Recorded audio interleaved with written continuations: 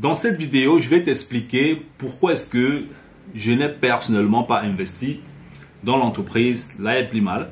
Je vais te donner les raisons qui m'ont poussé à ne pas prendre une décision d'investissement. Le but de la vidéo, c'est pas de te dire en fait que Liveblimal c'est une bonne ou c'est une mauvaise entreprise, d'accord? C'est pas ça le but de la vidéo. Je vais t'expliquer systématiquement avec beaucoup d'histoires ce qui m'a fait personnellement ne pas entrer dans le projet, ok? Donc écoute très bien la vidéo, que tu sois déjà dans le projet, ou bien si tu réfléchis encore à entrer dans le projet, ou bien si tu te poses en fait des questions sur ton argent dans le projet. Si tu es déjà, comment est-ce que tu vas faire? Est-ce que tu dois sortir? Est-ce que tu dois rester? Ainsi de suite. Bref, je vais te partager mon expérience avec quelques histoires vraiment intéressantes. Et puis tu vas comprendre en fait pourquoi moi personnellement, je ne suis pas entré dans le projet. Voilà, il y a beaucoup de personnes. J'ai beaucoup d'élèves que j'accompagne en finance, en investissement boursier en Allemagne. Et puis, ce sont des personnes qui me posent souvent la question. Il y a beaucoup de personnes qui sont dans... Parce que je viens en Allemagne. Il y a beaucoup de personnes qui sont dans le projet et qui me demandent toujours, mais comment tu n'es pas entré dans le projet? Ainsi de suite, c'est un très bon projet, c'est monté, c'est descendu. Donc voilà, je vais partager avec toi quelques expériences et puis tu vas comprendre un peu mieux, d'accord? Donc si tu es nouveau dans la chaîne YouTube et tu ne me connais pas encore, là derrière, tu as mon nom, tu as mon prénom. Et dans cette chaîne YouTube, en fait, j'aide les Africains à augmenter leur confiance et leur conscience financière pour atteindre l'indépendance. Parce que si tu veux te développer dans n'importe quel domaine, en entrepreneuriat, en business, en investissement, il sera urgemment important que tu puisses augmenter ta confiance et ta conscience financière. C'est deux niveaux dans le subconscient, dans le cerveau de l'être humain. Si tu ne les catalyses pas, si tu ne les challenges pas, tu risques de rester presque au même niveau dans ta propre vie. Tu vois un peu. Et moi, je sais de quoi est-ce les questions parce que je suis passé par là. Quand tu mènes une vie où tu n'as pas une certaine confiance financière, où tu ne peux pas prendre certains risques, où tu as peur de prendre certains risques, où tu te dis que si je prends des risques, je vais perdre tout mon argent, où il y a tellement d'hypothèses dans ça. Donc franchement, dans cette chaîne, on parle vraiment de confiance, de conscience financière. Je donne aussi des conseils en investissement en bourse. Et plus tard, on va arriver dans d'autres thématiques. Alors, qu'est-ce qui s'est passé concrètement en ce qui concerne le projet? Alors, la première histoire, en fait, c'est que quand je me suis lancé dans les marchés financiers, comme je te dis toujours, j'ai commencé avec 1000 euros, c'était le Forex. Après, je suis passé à 10 000 euros. Après, je suis arrivé à 30 000 euros. J'ai perdu 1500 euros en 15 minutes. J'ai perdu 1500 euros en 15 minutes. D'accord? Moi, je suis très vrai. Je ne suis pas là pour te faire la grosse publicité et tout, la bourse. Non, non, non, non.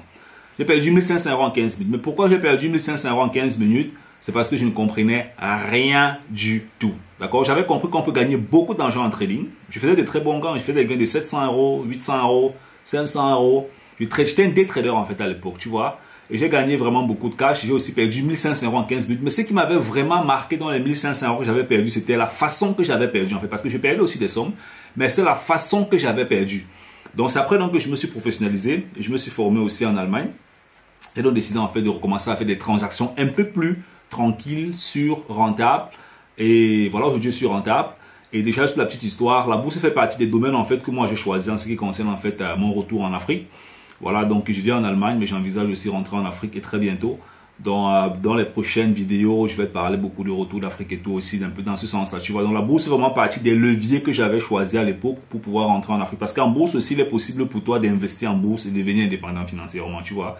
Tu peux investir en bourse et tu deviens indépendant financièrement sans être un trader. Il faut bien le savoir. Tu peux investir en bourse, tu deviens indépendant sans être trader. Il y a tellement de produits en bourse, les actions, les fonds, les ETF, les dividendes, les options. Il y a tellement de produits. Tu dois savoir comment est-ce que tu dois faire ça. Alors, donc on va revenir sur l'histoire. Pourquoi est-ce que moi j'ai décidé en fait de ne pas entrer? À l'époque, on était en Allemagne et il y avait une société qui venait de la Russie. La société là s'appelait, je crois que c'était Skyrock, un truc comme ça en fait. Ils avaient une solution technologique où tu devais faire quoi dans ton ordinateur, ça devait te faire gagner de l'argent. Ils ont fait beaucoup de publicité, beaucoup de marketing, beaucoup de médias, il y avait des grosses conférences et tout, mais c'était de l'arnaque en fait. Aujourd'hui, ça n'existe plus. Du jour au lendemain, ils ont tout disparu. Il y a des tonnes d'Allemands, des tonnes d'Européens, des tonnes d'Africains qui ont perdu beaucoup de dizaines de milliers d'euros à l'intérieur. Tu vois un peu, beaucoup de dizaines de milliers d'euros à l'intérieur, tu vois. Après, plus tard, j'étais déjà en trading, j'étais en bourse, je coachais des gens, j'accompagnais des gens et tout. Je suis allé à une conférence sur l'entrepreneuriat Et dans cette conférence sur l'entrepreneuriat, j'ai rencontré un Camerounais. Et le Camerounais, là, il nous a parlé d'une solution.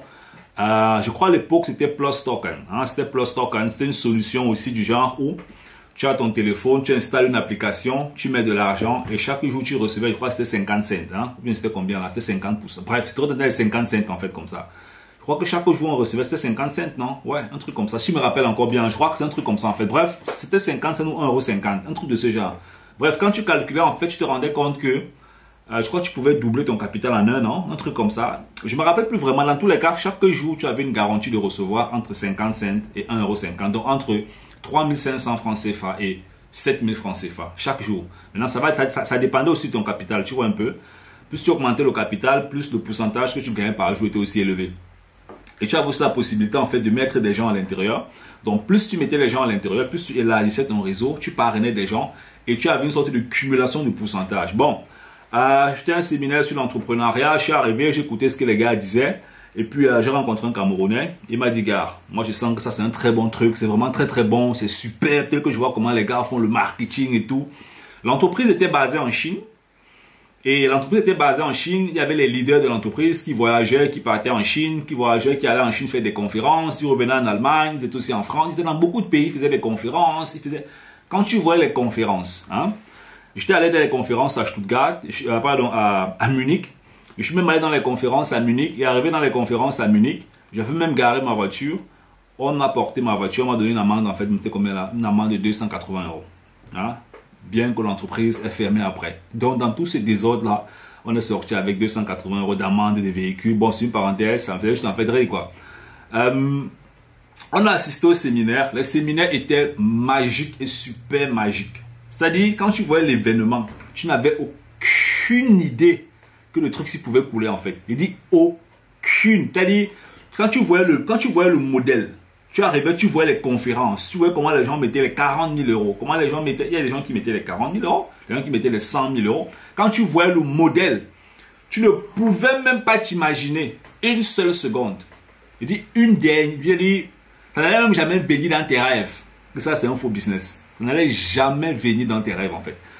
Donc, ce qui fait que à mon niveau, je me suis débrouillé à mettre 1-2 personnes à l'intérieur. J'ai mis quelques personnes à l'intérieur. Et puis du jour au lendemain, le business. Un matin d'abord, on a eu des problèmes avec l'application. Les gens n'arrivaient plus à décaisser leurs gains. Donc ça fonctionnait aujourd'hui, demain ça ne fonctionnait pas. Après ça fonctionnait 1 heure, après 2 heures ça ne fonctionnait pas. Ça commençait à scammer en fait, ça commençait à faire des bugs et tout. On appelle ça en informatique des bugs.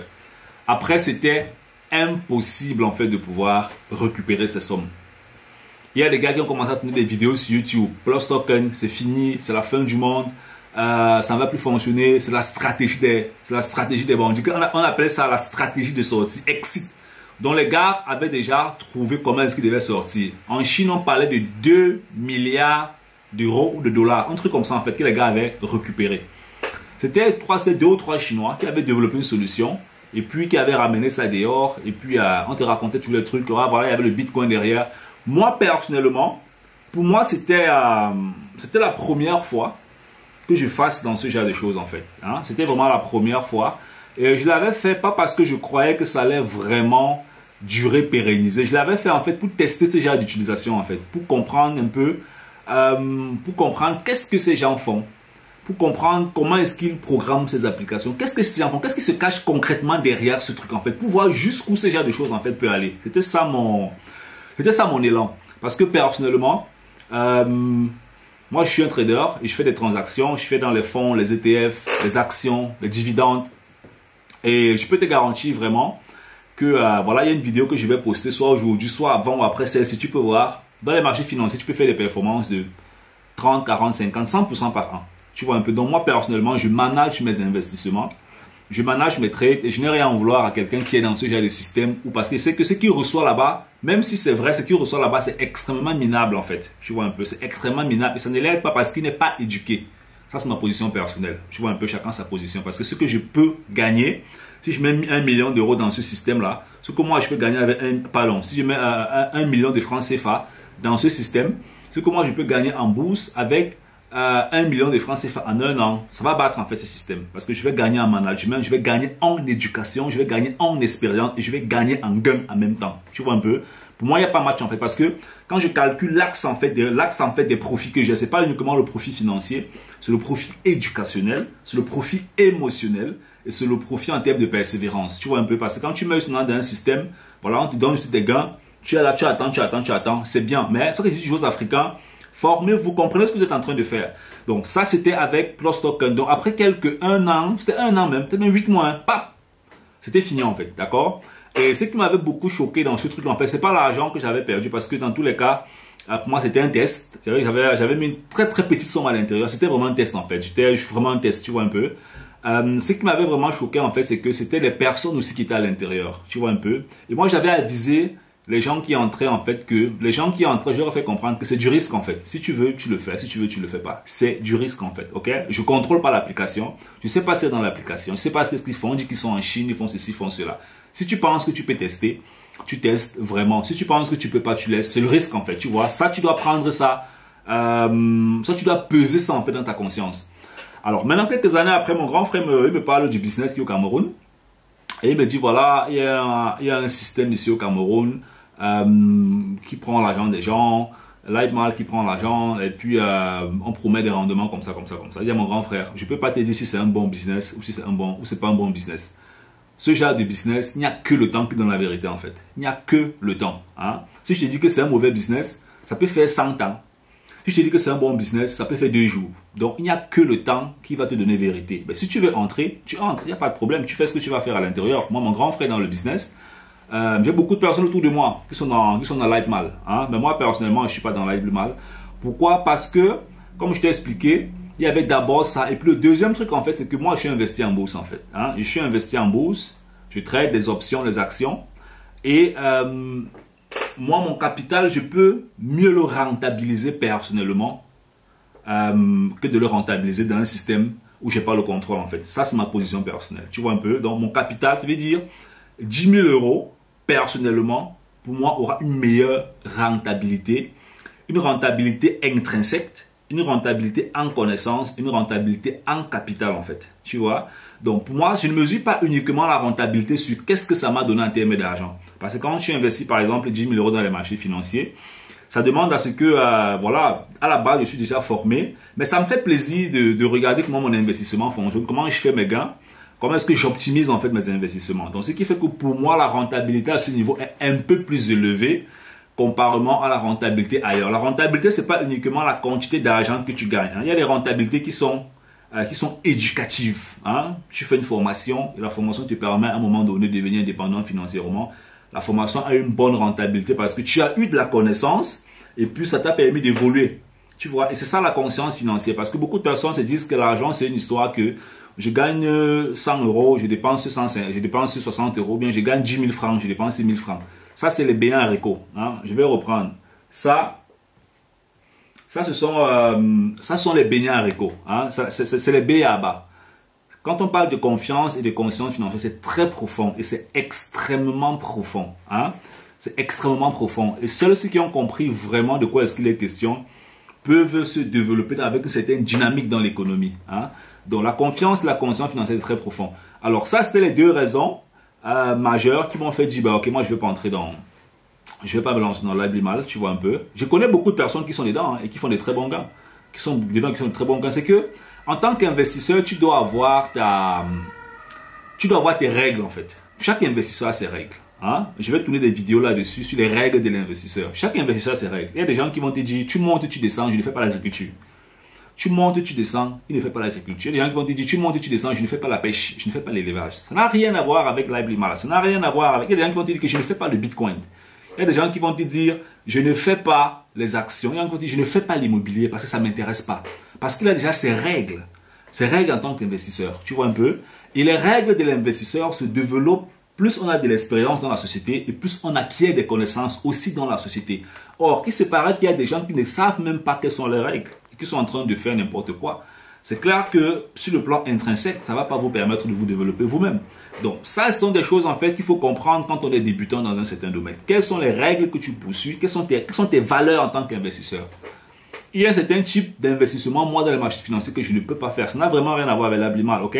Mais il y a certains types d'investissements que moi, personnellement, dans les marchés financiers, parce que l'Ablimal, c'est aussi la finance, il y a des investissements que moi, je ne peux pas faire. Et que j'ai même jamais envie de faire. Parce que ça ne correspond pas à mes règles. Mais si ça correspond à tes règles, alors tu peux le faire. Ok? Tu peux le faire, il n'y a pas de problème. C'est comme ça, en fait. Hein? On appelle ça en Allemagne les prêts d'État. On appelle ça les Anleihe, les prêts d'État. Donc les gouvernements qui prêtent de l'argent et puis qui investissent et qui remboursent aux banques, en fait. C'est un type d'investissement que moi je ne fais pas parce que ce n'est pas rentable. Parce que le taux d'intérêt est extrêmement minable, en fait. Hein. C'est extrêmement minable, ça ne vaut vraiment pas la peine. Et c'est calculé statistiquement, c'est démontré. Tu vois un peu? Donc personnellement, ce que moi je vais te dire en fait, c'est que si tu veux te lancer dans un business, si tu veux te lancer dans un investissement, peu importe l'investissement qu'il soit, peu importe, que ce soit dans les cryptos, dans l'agriculture, n'importe où, définis-toi des règles. Définis-toi des règles. Bon, au début, c'est quand même vrai que c'est un peu difficile parce qu'au début, la plupart se lancent simplement pour gagner rapidement de l'argent. Et quand on commence déjà à avoir un certain argent, on croit qu'on est le roi. Or, c'est pas ça. Hein? Il y a aussi une intégrité financière qu'il faut avoir, savoir redonner un peu de ce qu'on a aux autres. Tu vois un peu? Soit 5%, 10%, redonner un peu de ton argent dans la société, tu vois. Bon, moi, ce que je vais te conseiller, c'est, et je le dis toujours à beaucoup de personnes, éducation, éducation, éducation. Éducation, éducation, éducation. Il n'y a pas d'autre chemin. Moi-même, personnellement, je ne fais pas la magie. Si tu viens me voir, tu me dis, ben, je vais faire ta formation. Je vais te dire, ben, ok, voilà les conditions. Si tu n'as pas de persévérance, tu vas aller nulle part. Si tu n'as pas de persévérance, qu'est-ce que tu vas faire? Tu vas aller nulle part, tu n'as pas progressé. Si tu n'as pas de persévérance, tu n'as pas progressé. Tu ne vas pas progresser. Parce que tu n'auras pas le temps d'écouter la formation, de travailler avec. Quand je vais te dire, ben, ok, on a session de coaching chaque 2 semaines, de telle heure à telle heure, il faut que tu t'enregistres, il faut que tu sois connecté en ligne avec d'autres personnes en groupe. Tu vas trouver des raisons pour ne pas venir. Est-ce que je suis responsable? Non, donc même la formation, à un moment donné, il faut qu'il y ait ta propre implication. Et ça que beaucoup de personnes ne comprennent pas et que beaucoup de personnes doivent comprendre. Parce que un coach ou bien un mentor, c'est pas moi, qu'est-ce que tu veux, peut bel et bien évidemment mettre une formation à ta disposition, mais ton attitude en fait fait à ce que tu ne rentabilises pas la formation parce que tu n'es pas prêt. Parce que tu es dubitatif, parce que tu as peur, parce que tu n'as pas confiance en toi, parce que tu as l'impression d'être trop occupé. Voilà. Donc, est-ce que tu as quelque chose encore à ajouter dans cette vidéo? Qu'est-ce que toi tu penses concrètement du projet? Dis-moi dans les commentaires et nous, on reste ensemble. Ciao, ciao.